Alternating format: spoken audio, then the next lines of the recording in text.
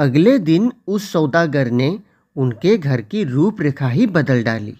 घर की ज़रूरत का हर सामान वो स्वयं बाजार से खरीद कर लाया और उसे घर में सजा दिया। राशन इत्यादि भी वो बाजार से ले आया था। अलादीन को एक स्कूल में भर्ती कराकर उसी दिन स्कूल पढ़ने के लिए भेज दिया और अलादीन की माँ से बोला, बिना पढ़ाई लिखाई के व्यापार नहीं किया जाता, अतः अलादीन का पढ़ना लिखना बहुत आवश्यक है। अब सौदागर अलादीन का चाचा बनकर उन्हीं के घर में रहने लगा। अलादीन तथा उसकी माँ सौदागर को अपने घर का सदस्य समझने लगे थे। अलादीन ने पढ़ाई करना आरंभ कर दिया था। अब वो प्रतिदिन स्कूल भी जा रहा था। अलादीन की माँ उस सौदागर से बहुत खुश थी, क्योंकि वो घर का सारा खर्च वहन किया करता था। इस प्रकार समय बीतता रहा और कुछ महीने गुजर गए। अलादीन सौदागर को अपना पिता समान मानने लगा था। एक दिन उस सौदागर ने अलादीन को अपने पास बुलाया और कहा, बेटे, हम घर में रहते रहते ऊब चुके हैं, क्यों ना आज हम दोनों जंगल की सैर करने चले। उस दिन अलादीन के स्कूल की छुट्टी थी। अलादीन को अपने चाचा का सुझाव अच्छा लगा। वो बोला, हाँ हाँ, क्यों नहीं चाचा जान। अलादीन अपने चाचा के साथ जंगल की सैर करने निकल पड़ा। चलते चलते वो दोनों घने जंगल में पहुंच गए। वो जंगल घना था और डरावना भी था। तभी उस सौदागर ने अपनी जेब से एक कागज़ निकाला, उसे खोला और बहुत ध्यान से देखने लगा।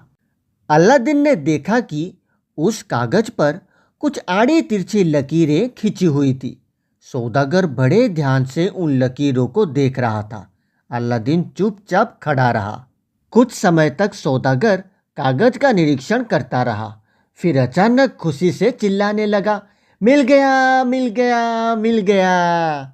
अलादीन अपने चाचा की इस हरकत से आश्चर्यचकित रह गया। कदाचित वो समझ नहीं पाया कि वो कागज़ क्या है और उसके चाचा को क्या मिल गया। आश्चर्यचकित अलादीन ने अपने चाचा से पूछा, क्या हुआ चाचा जान, आपको यहाँ क्या मिल गया। ये सुनकर सौदागर खुशी से उछलता हुआ बोला, बेटे, आज हमें एक ऐसी वस्तु मिल गई है जिसके बल पर हम सारी दुनिया में सबसे बड़े आदमी बन सकते हैं। सारी दुनिया हमारे चरणों में झुक जाएगी। अलादीन अभी तक कुछ समझ ना पाया था।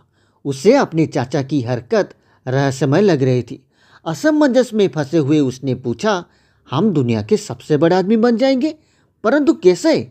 बस बेटा, अब तुम मेरा चमत्कार देखते जाओ।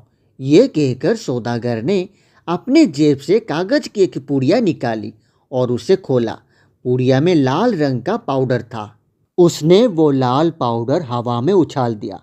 लाल रंग के पाउडर के हवा में उछलते ही एक भीषण धमाका हुआ और उनके सामने की जमीन एक घरघराहट के साथ दो भागों में फट गई।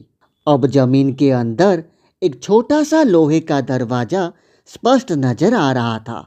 अलादीन हैरान भरे अंदाज में अपने चाचा का अजीबोगरीब चमत्कार देख रहा था। वो अभी तक ये समझ ना पाया था कि ये हो क्या रहा है। सौदागर ने दोबारा अपनी जेब में हाथ डाला और जेब में से एक अंगूठी निकाली। अंगूठी अलादीन को देते हुए वो बोला, लो बेटे, ये अंगूठी पहन लो और खुदा को याद करके इस द्वार में उतर जाओ।